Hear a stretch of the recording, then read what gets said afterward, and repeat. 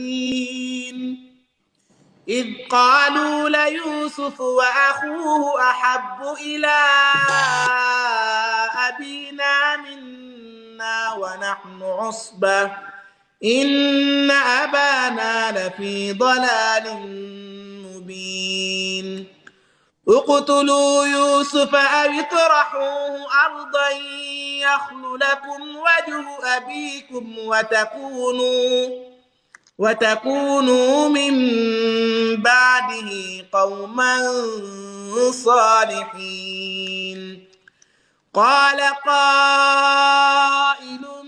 منهم لا تقتلوا يوسف وألقوه في غيابة الجب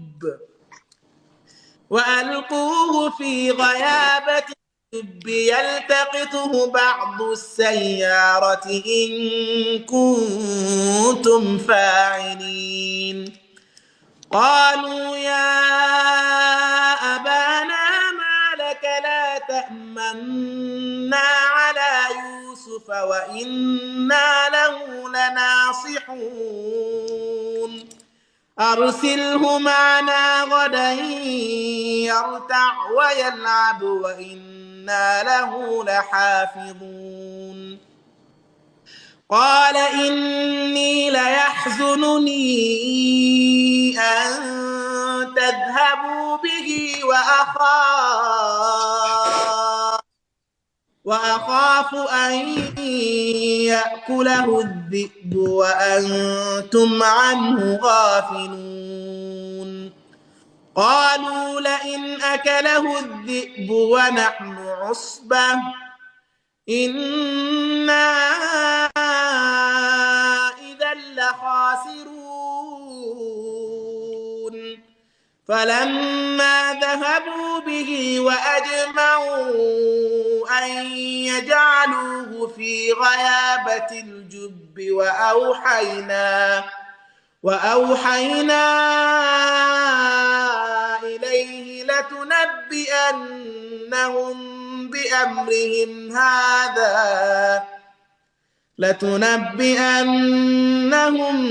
بأمرهم هذا وهم لا يشعرون وجاءوا أباهم عشاء يبكون قالوا يا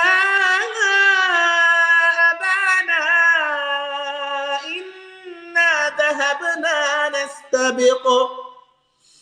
إنا ذهبنا نستبق وتركنا يوسف عند متاعنا فأكله الذئب وما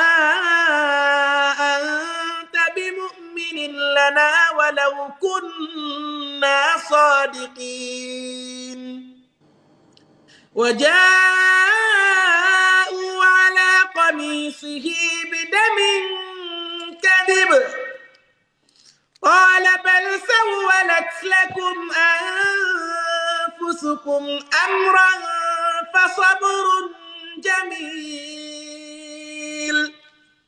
والله المستعان على ما تصفون وجاءت سيارة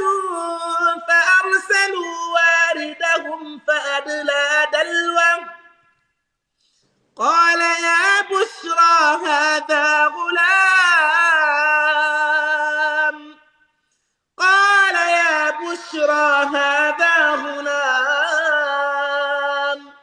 وأسروه بضاعة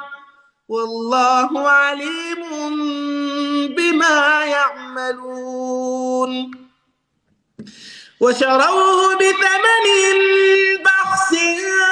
دراهم معدودة وكانوا فيه من الزاهدين وقال الذي اشتراه من مصر لامرأته